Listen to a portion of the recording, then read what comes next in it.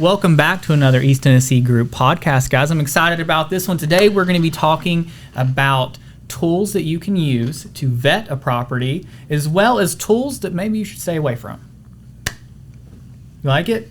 Love it. Love it. Let's go with it. All right, Tammy, what is your favorite? My very, very most favorite part is to use Google Earth or to do the virtual drive-by of a property before you ever even reach out to me to book a showing on it.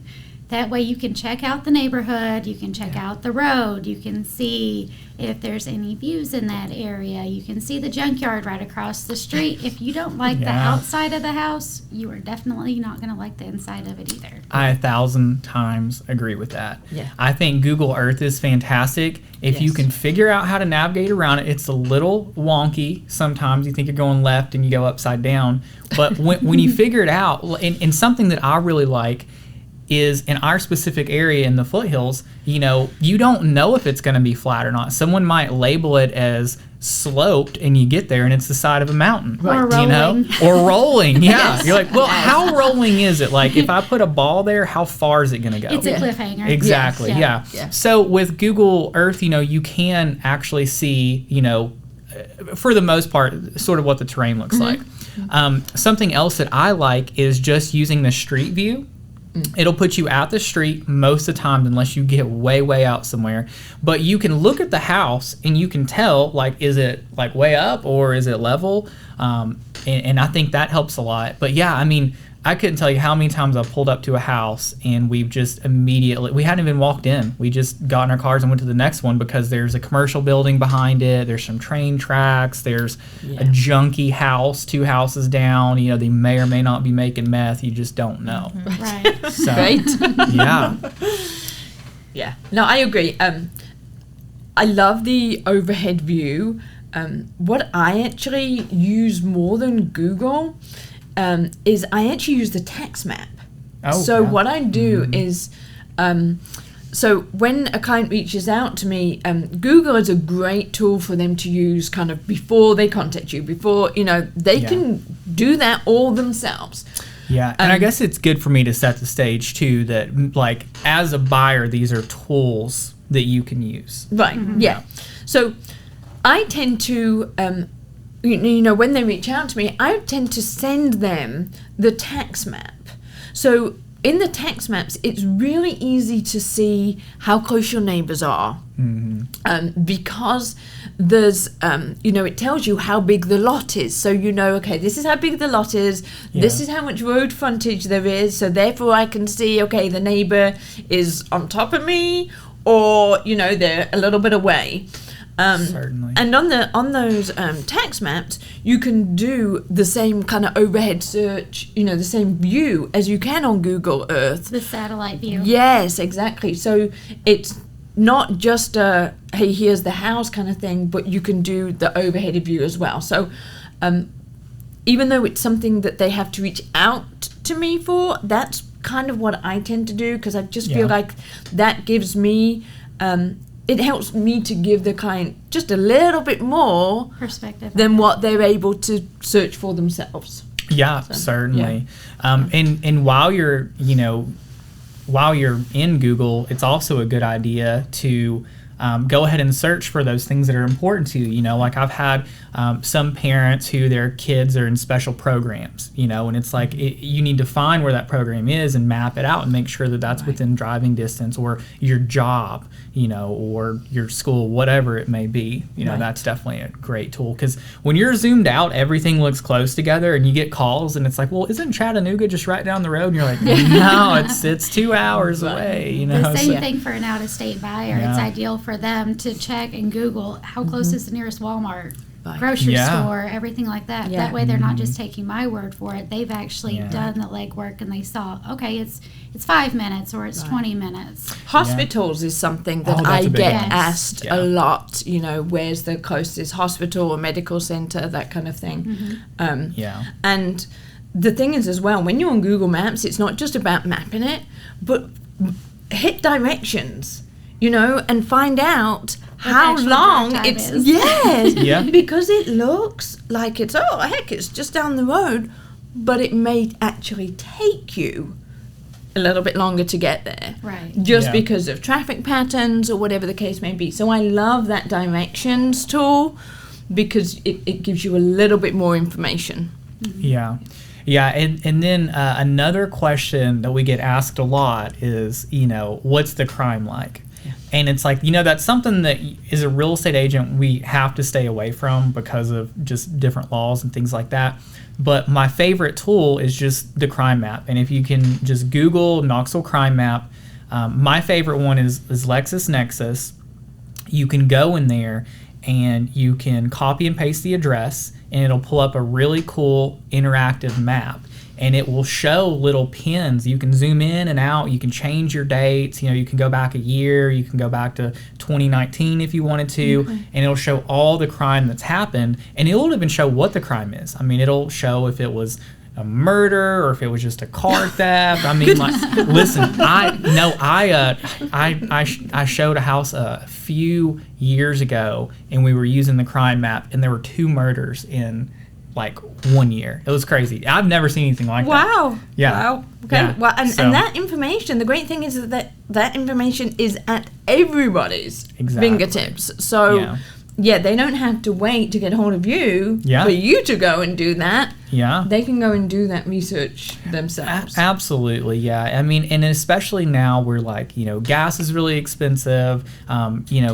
Everyone's time is worth something. It just helps so much to go ahead and get all that stuff out of the way in the beginning. That way, when you show up to the house, at this point, like you've checked everything else out. Now we're just actually looking at the house. Right. So. So something else I do for my buyers before we actually go look at the house is I send them a property condition disclosure if there's one available. On investment cabins, they normally do exemptions and they don't give out a lot of information. Yeah. But if there are specific things that the buyer is interested in or is wanting to know, then I'll reach out to the agent to ask them what those specific questions are if it's not readily available as well. Yeah. Because the property condition disclosure, it can give you a lot of information too. Yeah. And there may be issues with the home that's on there, and the buyer's like, yep, not going to deal with that. So then we never go look at the property. Oh, yeah. And that saves so much time because most agents wait until after you've already gone and looked at it, and then you've already tried to figure out what price you want to offer. You've gone through all this time and you've wasted all this time just to find out that the property condition disclosure is total trash, right, or it's not filled out, or it's not available. Yes. Yeah. So that's just the worst. So along those same sort of lines, things like if you're looking in a subdivision, so restrictions and covenants of the subdivision, that sort of thing, also great information, because people people have different expectations of what a subdivision or a homeowners association is. I know for us in Sevier County, a lot of the restrictions are very, very minimal. I mean, they range, it may literally be that the restrictions are you can't have a junkyard and you can't have pigs on your property. Or swine. Yeah, Right. That's a big one. Chickens and swine, man. They Poultry, got it rough. No one likes them. I mean, in Knoxville, it's probably more like you can't put your garbage can or your trash can at the end of the driveway more than 6 hours before they come in, or And no junk cars. but Listen, in there's Blount still a lot of County, things. you can have a cow on 1/10 of an acre. They don't care. If you don't have subdivisional restrictions, you don't have any restrictions. Right. Yeah. It's wild. Yeah. So I think that information is also really important to give to people. We laugh about the chickens, but I actually have some clients who are looking to move here, and they want to be able to have chickens. Yeah. And that's just something that they are adamant about. Yeah. And it is quite common for them to be restricted. So yeah, that's actually narrowed down our search considerably, and it has saved us running out there and looking at properties. And I'll be honest with you, because these clients are actually from out of state, it would be me running and going and looking at all these different properties because we do, video chats and all that kind of thing. But having that information and sending that over to them before I even get in the car just saves so much time. Yeah, a big one that I get is people that want detached garages. You know, you'll have a family and they've got a ton of toys, and it's like, well, we need this giant garage for all our 17 cars and 30 motorcycles. And like the restrictions, I mean, a lot of restrictions prohibit that, unless you're, more country for sure. Right. So even with RVs, I've learned that, so a lot of my clients have RVs and you can be in certain jurisdictions and there's no problem, but you go out to, like, for example, Jeff City, and you have to have a permit to even park your own RV. Right. So it's good to know those things as well. yeah, the HOA restrictions as well, that's always a big one that, it's different case by case. But yeah, that's definitely a great tool to check out too, is the restrictions. Well, let's talk about this. What about tools that maybe are not so useful that people think are useful? Zillow's estimate. The Zillow's estimate. Yes. Yeah, that's they even have a disclosure at the very bottom. I forget exactly what it reads, but it's basically saying like they're not in the business of giving out estimates of homes, right? Yeah. So, just because your estimate is $3 million does not mean your house is worth $3 million. Right. And honestly, on the flip side, I've even seen some that are the opposite. I've seen some estimates that come They're in at like extremely low. Yeah, they're 240, and you're like, I don't know, man, we might be able to get because they're 300. You never know, but don't trust it. Zillow is looking at square footage, that kind of thing. So Zillow doesn't know if that house has been completely updated, that kind of thing.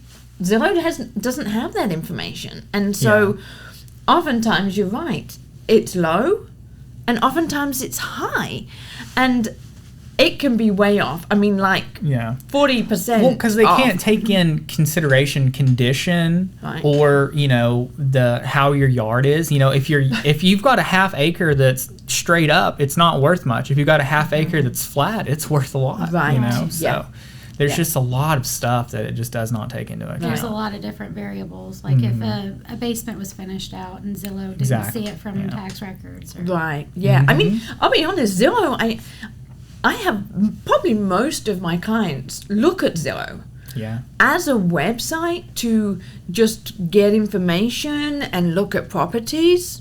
It's great. It's just that Zestimate that is, really just is kind of just random, to be honest. If you look at their, recent hiccups, their gigantic millions of dollar hiccups, I think that pretty much speaks for itself. Right. Yes. Yes. What's another tool that you would say is I would so say good? the tax assessments. A lot of people think that that's an appraisal on the property, but it is not. I mean, it's always so much lower. You want them to be low, that way your taxes are low. Yeah, you want them to be low, and they always are. I mean, I've seen them as much as like, $300,000 low. Like they're way down there, especially where, everything's appreciated so much in the last couple of years.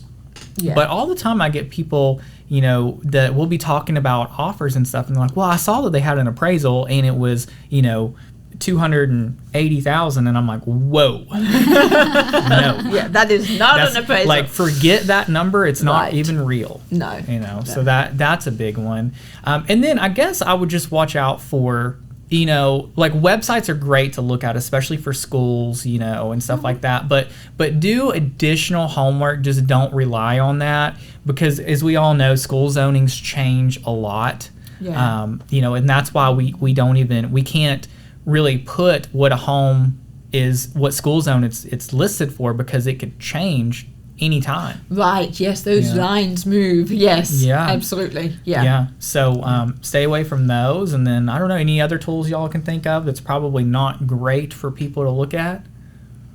Sometimes it's just there's things that you have to wait to go out and see, and that's what we're trying to avoid, is taking the time to go out to a property. But there's times where we've been out there and there's no Google Earth on this world that would have picked up the behavior of the neighbor across the street and what they're doing. And yes.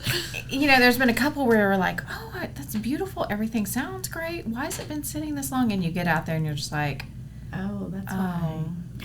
And There's always a There's- reason. yeah. If it's been on the market more than 20 days, there's absolutely a reason. Yeah, and that might just be that it's priced too high. Oftentimes it you is, know, yeah. there's nothing wrong with it. It's just overpriced. Yeah. But yeah. So I will say one thing that I really like my clients to do on the investment side is run their numbers. Run your numbers to make sure that it's going to work before we go and look at the cabin. You know, oftentimes I have clients who will look at the pictures and the location and they're like, oh my goodness, Karen, this is absolutely gorgeous. I love this cabin. It's the one we want. And I'm like, okay, so the rental income is X amount. Yeah. And that may or may not be a true number. You know, not all people rent their cabins all the time. It may be kind of a second home and rental cabin. Not all cabin rental companies are the same. And so, you know, getting a projection of what a rental company, whoever they're choosing to use, or if they're planning on doing it themselves, but getting some kind of an idea of what that rental income is going to be, and then run your numbers. Get on a mortgage website. Now, figure out what that's going to If be. I'm a buyer, is that something that I have to ask you about, or is that something that's available to them? Well, actually, from a mortgage perspective, you can go and find a mortgage calculator. You know what that's going to be. Right, or talk to your lender. So you've got that number. Right, you've got that. We'll know if there's an HOA, you know, that kind of thing. Obviously, utilities are something that you're going to estimate, and that's definitely Sure. something that I can help guide with, at least initially. Yeah. And it's going to depend. You know, if you're purchasing a cabin that has a swimming pool, your electric is going to be more than if you don't, kind of thing, you know. So there's a couple of things like that Sure. you need to figure out. For me personally, I like to get a property manager to give me an actual rental projection of what they can do, or I go and get the current or previous year's rental numbers from normally the listing agent or from whoever the incumbent property management company is. So for me, I prefer to kind of get a real number. Now I know Tammy has a website that she likes to use to get kind of a On the preliminary fly, number. because Yeah. the market is so hot. A lot Yeah. of times, What website are you using? Is that one of those tidbits that you're going to keep to yourself? this is secret. A secret. Nobody can know. Sorry, everybody.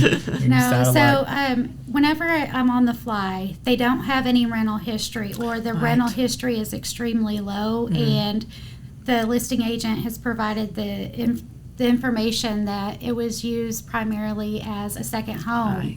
So the history is very low, but I know that it should be producing better numbers than what is showing. Yeah. I'll have either my client, or I could run it for them depending on where we're at, go onto the AirDNA website, use the Rentalizer, put in all the data of the cabin. You type in the address, confirm that it has the correct amount of bedrooms and bathrooms and sleeping capacity, and then you also adjust the purchase price on there, and it'll give you an estimation from Airbnb and VRBO Right. data that they have pulled from rentals in that area. That way you have a pretty good ballpark idea what that cabin should produce. Yeah. Okay.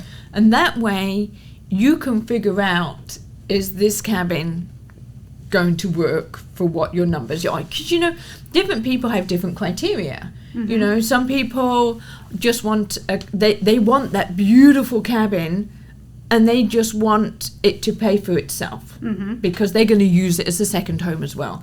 Other people, they're not worried about the cabin itself. They're just looking at the numbers. So running those numbers is really important before, you know, we kind of talk about going inside, looking at the cabin, that sort of thing. Now, there will be instances, of course, where if it's currently a primary residence, or if it's just a second home, where we may not have really good information about the cabin. And in that case, we have to go in it. You know, there may not be a property management website where we can go and look at pictures and, that kind of thing. We may really need to get inside to be able to Sure. make a good assessment. But these are just tools to kind of, get us in the ballpark. Yeah, I'm It's sure enough to know. Yeah, I'm sure as an investor, that's the number one thing. I mean, most of them probably don't care about, all the other stuff. No. It's just dollar bills. Yep. Yeah. And I mean, it does vary, even the investors, what they're willing to put in versus what they want the return to be varies from one to another. So it's definitely key to do that kind of homework up front. Are there any websites out there that people tend to go to try to get an estimate on how much it would rent for that are not good? Or not really? I mean, I'll be honest with you, not really that I Okay. know of. Like I said, I tend to stick with The property managers. with the property managers That's what because we generally do, yeah. yeah, Okay. and that's just because they have multiple similar cabins, so their data is pulled from Yeah. similar cabins in the area, so it's actual real-time information. Sure. Yeah. It's not computer generated. It's not an algorithm or Right. whatever the case may be. Yeah. So I would really just say, go and try the Air DNA. Air DNA, just on site. the fly. Yeah. But if you have time, definitely reach out to a Yeah. property manager because they Yeah. will look at the photos and see the condition of the cabin, the location. They know Yeah. these cabins really And well. I'm sure y'all have a source for your property management companies, someone that you like to use that you trust. Absolutely. Absolutely. Right on. Okay. Yes, we do. Okay. Well, do we have anything else? Not that I can think Tools to of. use, tools not to use? Okay, perfect. So to sum everything up, it sounds like if you're looking for a property, some really good tools are basically Google. You can get a lot from there. Street views, you can see what's around you. You can see the slope of the yard and everything. Crime maps, very important to make sure you're in a safe area, which, in Tennessee, you're not going to have a ton of trouble, but, definitely worth looking at. And then as far as your investments go, find yourself an awesome agent like Tammy or Karen who can get you those numbers because that's what you're probably most worried about. And stay away from Zestimates and tax assessments. There we go. Right? Yes. That's All it. right, that's it. Well, perfect. Thanks for listening to our episode. And as always, we're the East Tennessee group of United Real Estate, close to everything but miles from ordinary.